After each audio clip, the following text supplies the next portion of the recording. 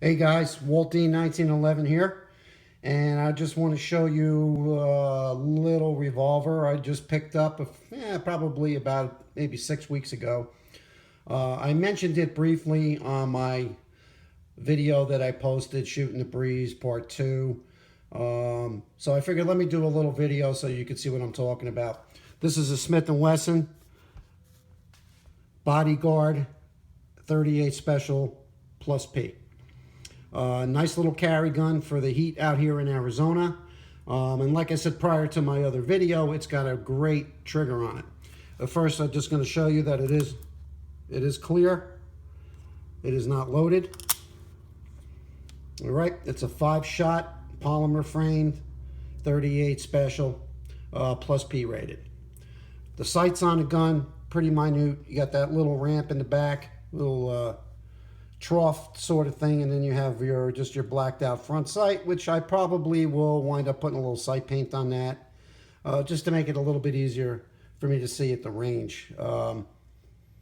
Comes with the integrated built-in insight laser, which is on the right side of the gun. Something, again, like I said, I'll probably never use other than maybe just training, and good for dry fire. So pop the light on, you can see the laser right there.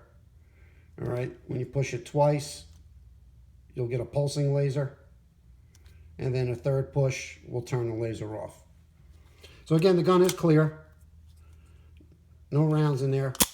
And after shooting a variety of different 38 special snub noses like this for a carry gun, this particular Bodyguard has got the best trigger, hands down, that I felt on any small J-frame revolver, Ruger LCR, Colt, Taurus.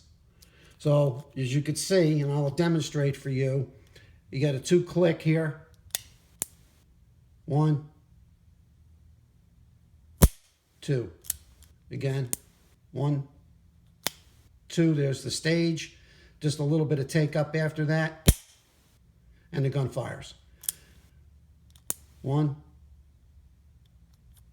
2, and the gun fires. So very easy to shoot with that, being able to stage that trigger. You could take a pretty precise shot with this gun based on that trigger system in there. I really like it. Really like it. It's got a nice thin handle, nice thin grip, so it's easy to conceal. Very nice. Okay, nothing special about it. It's just a good, reliable little revolver. And with the summertime coming out here in Arizona, I found carrying a heavier gun to be problematic. Not only with the heat, but just trying to conceal it with a light T-shirt, or with just a cut-off shirt and a pair of shorts, which is what I normally wear. And this will fit right into a pocket of cargo shorts. With the right pocket holster. So now, speaking of holsters, which is really what this is about, I was looking for an outside the waistband holster.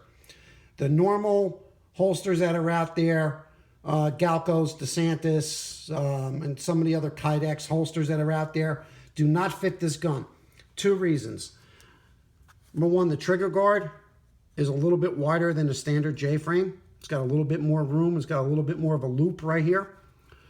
Secondly, the cylinder latch is not located on the left side like Smith & Wesson normally does. It's up top here, which I guess makes it ambidextrous. And third is the laser. All right, so as that holster comes up across the cylinder, it would always wind up hitting this laser here. So as I Googled holsters specifically for this gun, I found a company called Winthorpe Holsters, and this is the holster right here. It's an outside the waistband. It's made of leather, made here in the USA. All right, it's got nice fit to it, and pretty cheap. I mean, this was $44 with free shipping, made right here in the US. But the jury is still out on this holster. The company had sent me an email after I purchased it, asking me to review it.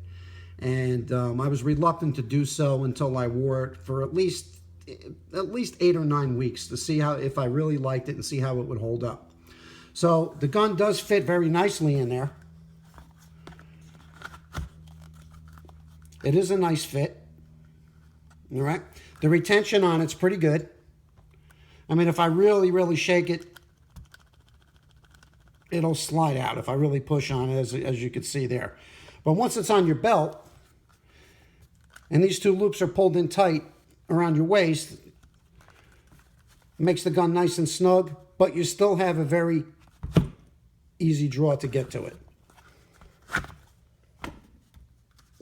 So, not a bad holster. It is comfortable. All right, but I do have some issues with it, and I'll explain those.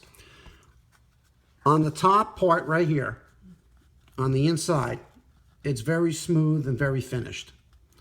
On the bottom part of the holster, and I don't know if you'll be able to see it too well, there is a very big rough edge right where my finger is. All right, and it actually pops up right over here. So as far as a quality issue is concerned, I think they never really finished the inside of this holster the way it should have been.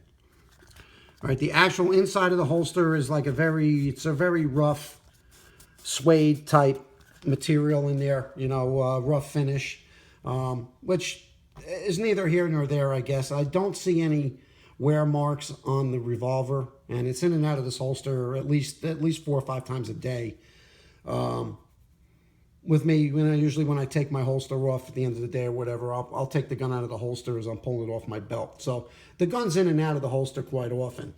Also, you'll see that little white mark right over here. All right, and then there's a little blemish right here, right where my thumb is.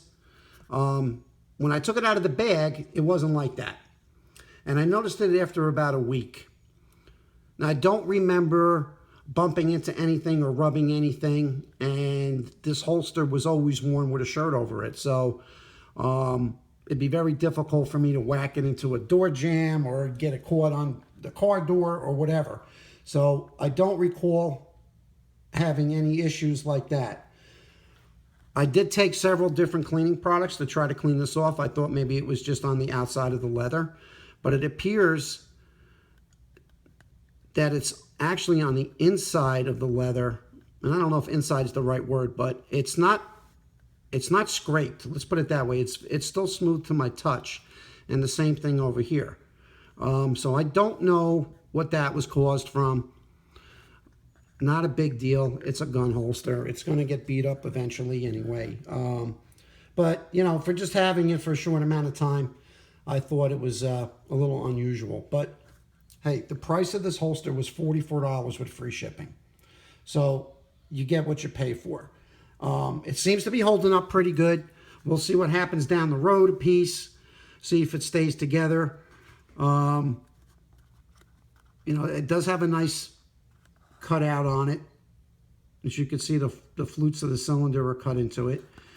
It is only single stitched all the way around. So all the stitching on this is single. Most of the holsters that I've seen or that I've used, like Galco's or DeSantis, a lot of them are double stitched in those areas or box stitched. But considering that gun is extremely light, I want to guess and say it's probably around 14 ounces or so unloaded, maybe 16 when it's loaded. You know, it's probably less than a pound. So a single stitch, okay? Yeah, probably. And again, the name of this company is Winthorpe Holsters. I don't know if you'll be able to see the name. Winthorpe Holsters.